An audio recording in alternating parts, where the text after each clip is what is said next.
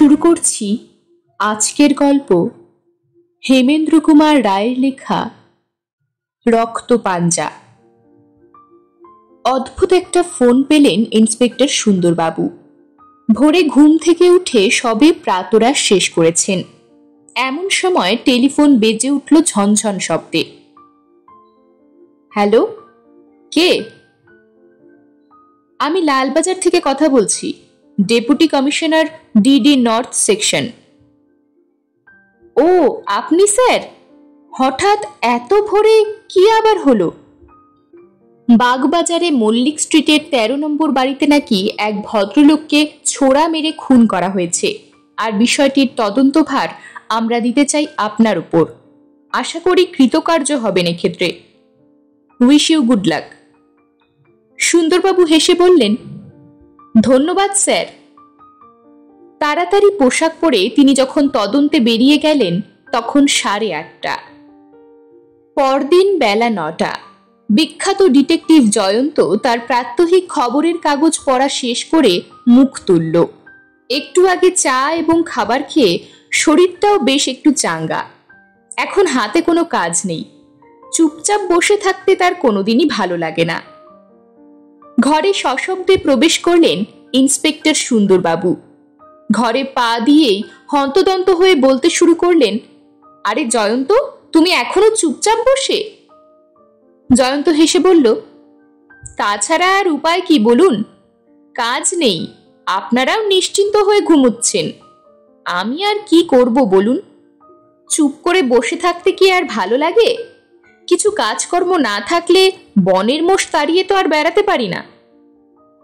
সুন্দরবাবু ব্যস্ত হয়ে বললেন, কি বলছো, কাজ নেই? জানো, পরশু রাতে বাগবাজারের 13 নম্বর মল্লিক স্ট্রিটে একজন লোক রহস্যজনকভাবে খুন হয়েছেন। পেছন থেকে ছোড়া মেরে তাকে হত্যা করা হয়েছে, কিন্তু ঘরের মধ্যে এমন কোনো চিহ্ন পাওয়া যায়নি যাতে কাউকে সন্দেহ করা যায় অথবা কোনো সূত্র মিলতে পারে। জয়ন্ত হেসে বলল, তার মানে সংক্ষেপে এই বোঝায় যে আপনারা একেবারে হাল ছেড়ে দিয়ে বসে আছেন। সুন্দরবাবু বললেন, তাছাড়া উপায় বা কি এক্ষেত্রে? অথচ ডেপুটি কমিশনার আমার উপরেই ভরসা করে এ কেসটির ভার অর্পণ করেছেন, কিন্তু আমি তো প্রায় বোকা বনে গেছি। জয়ন্ত হেসে বলল, ও, বোকা বনে গেছেন বলেই শেষ পর্যন্ত ভাঙাকুলো অর্থাৎ আমার কাছে ছুটে এসেছেন? সুন্দরবাবু ঠাট্টাটা গায়ে মেখে বললেন, বেশ, তাই না হয় স্বীকার করছি। এ কথা বলতে আমার লজ্জা নেই যে এসব ক্ষেত্রে তোমার মাথা আমাদের চেয়ে অনেকটা পরিষ্কার। জয়ন্ত বললে, বেশ, আমার উপরেই যখন ভার দিচ্ছেন তখন কয়েকটা প্রশ্ন করছি, উত্তর দিন দেখি। সুন্দরবাবু বললেন, বেশ, বলো। জয়ন্ত প্রশ্ন করলে, প্রথম কথা, পেছন থেকে যখন ছোড়া মারা হয়েছে বলছেন, তখন এটা নিশ্চয়ই খুনের কেস, কিন্তু এছাড়া আর কি কোনো সূত্র আশেপাশে দেখেননি? সুন্দরবাবু বললেন, একটা কথা ভুলে গিয়েছিলাম, একটা চিহ্ন পাওয়া গেছে। সেটা আর কিছুই নয়, দালানের গায়ে একটা রক্তাক্ত পাঞ্জার ছাপ। পুরনো পাপীদের হাতের যে ছাপ লালবাজারে আছে তার সাথে মিলিয়ে দেখা গেছে যে এ কোনো পুরনো পাপীই নয়। এটাই এই খুনির প্রথম খুন, এবং দালানের গায়ে হাতের ছাপ দিয়েই সে তার বিজয় বার্তা ঘোষণা করে গেছে। জয়ন্ত একটু চিন্তা করে বললে, আমার মনে হয় কেউ হয়তো লোকটির ওপর পুরনো কোনো প্রতিহিংসা পোষণ করত, তাই এভাবে হত্যা করে দালানের গায়ে রক্তাক্ত হাতের ছাপ রেখে সে যে সেটাই চরিতার্থ করল তা প্রমাণ করতে চায়। তারপর একটু থেমে বলল, কোনো হাতের ছাপ পেয়েছেন দালানের গায়ে? সুন্দরবাবু বললেন, বাঁ হাতে। জয়ন্ত প্রশ্ন করল, আচ্ছা, পেছন থেকে ছোড়া মারা হয়েছে কোন দিকে? নিহত লোকটির পিঠের বাঁ পাশে না ডান পাশে? সুন্দরবাবু একটু চিন্তা করে বললেন, ছোড়া মারা হয়েছে লোকটির বাঁ পাজরে। জয়ন্ত বলল, লোকটি বাঁ হাতের সাহায্যে ছোড়া মেরেছে দেখছি, সুতরাং বোঝা যাচ্ছে যে খুনি বাঁ হাত ব্যবহার করে বেশি। অর্থাৎ খুনি লেফট হ্যান্ডেড। তারপর একটু থেমে প্রশ্ন করল, আচ্ছা, ছোড়ার আঘাত ছাড়া আর কোনো আঘাত দেখতে পেয়েছেন কি? সুন্দরবাবু বললেন, না, একটি ছোড়ার আঘাতেই মৃত্যু হয়েছে।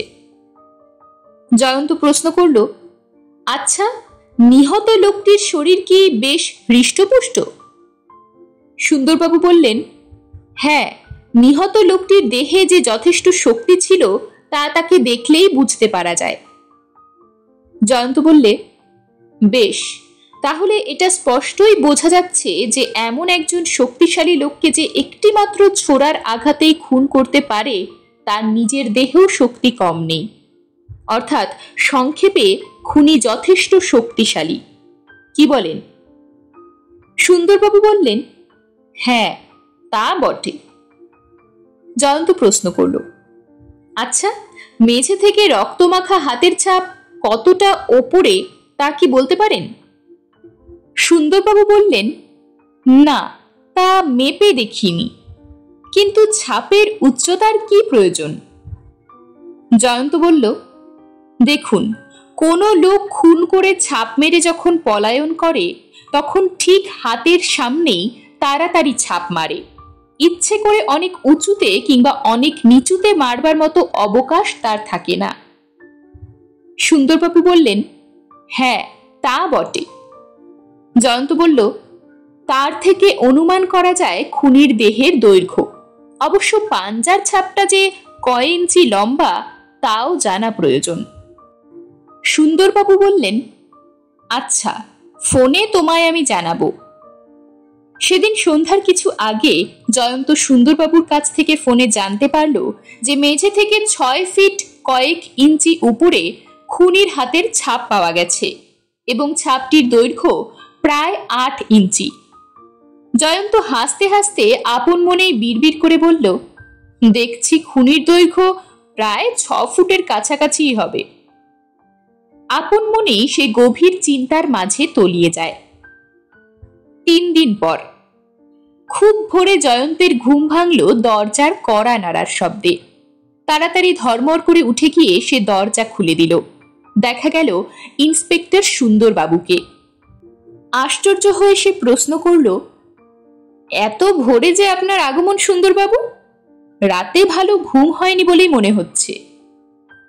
সুন্দরবাবু দীর্ঘশ্বাস ফেলে বলল, আর বলো কেন ভায়া, এক মুহূর্তও কি আর শান্তিতে থাকবার জো আছে? কাল বরানগরে আলমবাজারের কাছে আর একজন লোককে ছোড়া মেরে খুন করা হয়েছে এবং এক্ষেত্রেও দালানের গায়ে পাওয়া গেছে রক্তমাখা হাতের ছাপ। জয়ন্ত প্রশ্ন করল, এবারে মেঝে থেকে কত ফুট ওপরে ছাপ পেয়েছেন এবং ছাপটি কত ইঞ্চি লম্বা? সুন্দরবাবু বিজ্ঞের ভঙ্গিতে মাথা নেড়ে বলল, সেই জন্যেই তো আমি এসেছি ভায়া, এবারে সমস্ত মাপজোক করে তৈরি হয়েই এসেছি। এবারেও ঠিক বাঁ হাতে ছোড়া মেরে খুন এবং এবারেও মেঝে থেকে প্রায় 6 ফিট ওপরে 8 ইঞ্চি লম্বা অবিকল পূর্বের মতো হাতের ছাপ। তাই তো ভায়া তোমায় আমার এত সুনজরে পড়ে গেছে। এখন উপায় একটা করো দেখি। জয়ন্ত হেসে বলল, না, আর চুপ করে বসে থাকলে আরো 2-1 জনের উপরে লোকটি প্রতিহিংসা নিতে পারে। সুতরাং কালই সন্ধ্যায় আমি খুনিকে গ্রেপ্তার করব সুন্দরবাবু, কিন্তু আপনার সাহায্যের যে আমার একান্ত প্রয়োজন। সুন্দরবাবু বললেন, কি সাহায্য? জয়ন্ত বলল, আচ্ছা, নিহত প্রথম ও দ্বিতীয় ব্যক্তির মধ্যে কোনো আত্মীয়তা কিংবা অন্য কোনো সম্পর্ক ছিল কি? সুন্দরবাবু বললেন, মোটেই নয়। বিষয় সম্পত্তির লোভে যে খুনি এ কাজ করেনি তা নিশ্চিত, কারণ দুজনের মধ্যে কোনো সম্পর্কই ছিল না। সুতরাং দুজনকেই হত্যা করবে এমন আত্মীয় আসবে কোথা হতে? তাছাড়া ওরা দুজনেই যদিও নেহাত গরিব নন, তবুও এমন প্রচুর অর্থ ওদের ছিল না যার জন্যে কোনো আত্মীয়ের এত বড় লোভ হতে পারে। জয়ন্ত বলল, বেশ, প্রথম ব্যক্তির কোনো নিকট আত্মীয় আছেন কি? সুন্দরবাবু বললেন, হ্যাঁ, তার ভাইপো মণিবাবু আছেন। জয়ন্ত বলল, ওতেই চলবে। এখন একটা কাজ করুন দেখি, প্রথম যে ব্যক্তি খুন হয়েছে তার অতি পরিচিত, অল্প পরিচিত, এমনকি সামান্যতম পরিচিত এরকম যতগুলি লোক আছে তাদের সকলের নাম জেনে নিয়ে একটা তালিকা প্রস্তুত করুন।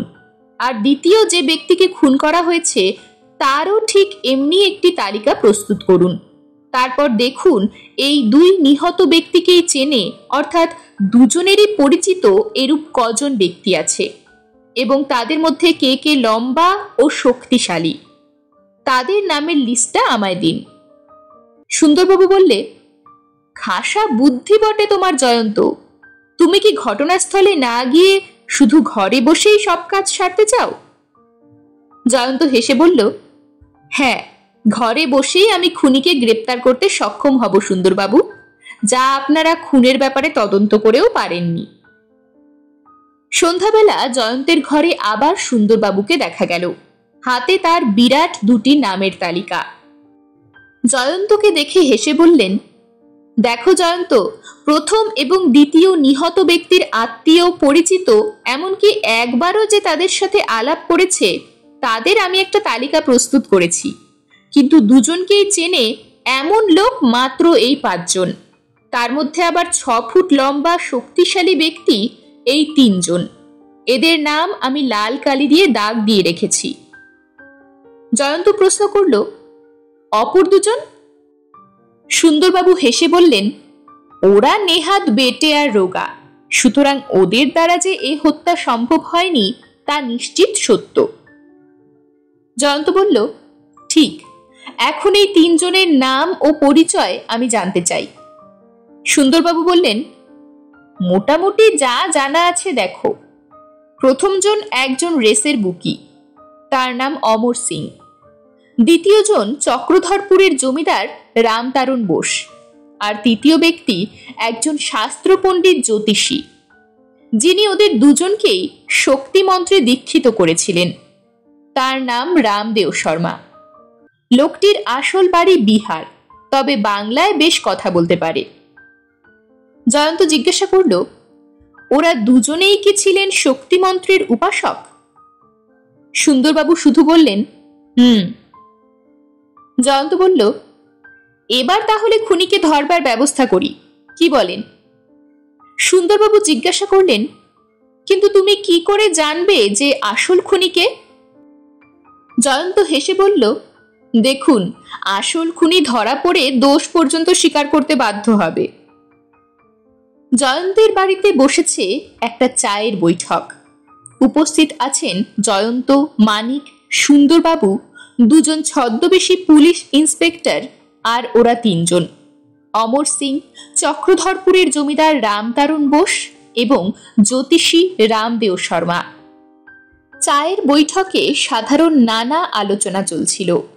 হঠাৎ সুন্দরবাবু বলে উঠলেন, অমরবাবু, জয়ন্তবাবু পাশের ঘরে আপনার সাথে কয়েকটা কথা বলতে চান, আপনার অসুবিধা হবে না তো? অমরবাবু হেসে বললেন, না না, অসুবিধা আর কি। জয়ন্ত অমরবাবুর সাথে পাশের আধো অন্ধকার ঘরটিতে প্রবেশ করল। অমরবাবু ঘরের মধ্যে পা দিয়েই চমকে উঠলেন। আধো অন্ধকার ঘরের এক কোণে ঠিক যেন নিহত ব্যক্তি 2 জন দাঁড়িয়ে আছে, বা পাজরে ছোরা বাঁধানো, রক্তে দেহ ভেসে যাচ্ছে, মুখে আতঙ্কের চিহ্ন। জয়ন্তের দিকে চেয়ে অমরবাবু প্রশ্ন করলেন, এটা কি জয়ন্তবাবু? জয়ন্ত হেসে বলল, ও কিছু না, শুধু আমার একটা খেয়াল মাত্র। তার মানে? মনে করছি এবার থেকে নিহত ব্যক্তিদের একটা করে মোমের পুতুল তৈরি করে আমার এই ঘরটায় সাজাবো একে একে। অমরবাবু হেসে বললেন, আচ্ছা, অদ্ভুত খেয়াল তো মশাই আপনার। জয়ন্ত হেসে বলল, হ্যাঁ, ডিটেকটিভদের মাঝে মাঝে এরকম অদ্ভুত খেয়াল হয়ে থাকে বটে, তবে এরও নিশ্চয়ই কোনো অর্থ আছে। 2-1টা কথাবার্তার পর জয়ন্ত তাকে বিদায় দিয়ে ডেকে পাঠালে জ্যোতিষ রামদেও শর্মাকে। রামদেও নিশ্চিন্ত মনে ঘরে প্রবেশ করছিল। হঠাৎ একসময় নিজের অজান্তেই তার চোখ দুটো গিয়ে ঠিকরে পড়লে ঘরে এক কোণে রক্ষিত মূর্তি দুটির উপর। তার যেন মনে হলো নিহত ব্যক্তি দুজনেই দাঁড়িয়ে আছে তার সামনে। কে যেন মুহূর্তে শুষে নিল তার মুখের সব রক্তটুকু। একটা অস্ফুট শব্দ করেই সে অজ্ঞান হয়ে পড়ল। সবাই ছুটে এলো, চারিদিকে বেঁধে গেল হই হুল্লোড়। সুন্দরবাবুও ঘরের ভেতরে প্রবেশ করলেন। তার দিকে চেয়ে জয়ন্ত বললে, এই নিন সুন্দরবাবু, আপনার খুনি, একে এক্ষুনি গ্রেপ্তার করুন। জ্ঞান ফিরে পাবার পর জয়ন্ত তার দিকে চেয়ে হেসে প্রশ্ন করল, আপনার অপরাধ আমরা জানতে পেরেছি, সুতরাং এবারে দোষ স্বীকার করুন, তাহলে শাস্তির পরিমাণ কম হতে পারে। জ্যোতিষী রামদেও শর্মা দোষ স্বীকার করল। জয়ন্তের প্রশ্নের উত্তরে তিনি সংক্ষেপে জানালেন তার হত্যার কারণ। রামদেও শর্মা যে কাহিনী বলল তা অতি রহস্যজনক। রামদেও আসলে খুব বড় জ্যোতিষী ছিল না। জ্যোতিষী সেজে কেবল লোকের মনের খবর বের করে নিত, তারপর অন্য একজন লোকের নাম দিয়ে চিঠি লিখে জানাতো তাকে প্রচুর টাকা না দিলে সে সব রহস্য ফাঁস করে দেবে। আসলে সে ছিল একজন ব্ল্যাকমেলার। পুলিশ কিন্তু তার উপরে কোনোদিন সন্দেহই করেনি। নিহত ব্যক্তি দুজন এবং আরো 4-5 জন লোককে সে ব্ল্যাকমেল করেছে, কিন্তু তাদের মধ্যে অনেকেই পরে টাকা দিতে অস্বীকার করে। নিহত ব্যক্তি দুজনও তাদের মধ্যে অন্যতম, যদিও ওরা দুজনেই তাকে ভক্তি করত এবং তার কাছেই শক্তিমন্ত্রে দীক্ষা নিয়েছিল। কিন্তু পরে তারা বেঁকে বসে যখন তার আসল রূপ ওদের কাছে প্রকাশ হয়ে পড়ে। ওদের মতো আরো অনেকে রামদেও শর্মার কবল থেকে পালিয়ে আত্মরক্ষা করে এবং চক্রধরপুরের জমিদার রামরতন বসুও তাদের মধ্যে অন্যতম। কোনো উপায় না পেয়ে রামদেও শর্মা অত্যন্ত ক্রুদ্ধ হয়ে ওঠে এবং তার মক্কেলদের ভয় দেখাবার জন্যেই পরপর 2টি খুন করে এবং ঘরে রক্তপাঞ্জার ছাপ এঁকে রেখে যায়। পরিশেষে রামদেও শর্মা স্বীকার করল যে সত্যি জয়ন্তবাবুর মতো সুযোগ্য গোয়েন্দা এ ব্যাপারে হাত না দিলে কেউ তাকে সন্দেহ করতে পারত না। ইন্সপেক্টর সুন্দরবাবু সবার শেষে বললেন, সত্যি জয়ন্ত, অদ্ভুত তোমার ক্ষমতা, ঘরে বসেই তুমি খুনিকে আবিষ্কার করলে। জয়ন্ত হেসে বললে, সে তো আপনাদেরই সাহায্যে। এরকমই আরো সব গল্প পেতে চ্যানেলটিকে সাবস্ক্রাইব করে দেবেন, আর গল্পটি যদি ভালো লেগে থাকে তাহলে লাইক, শেয়ার আর কমেন্ট করে দেবেন।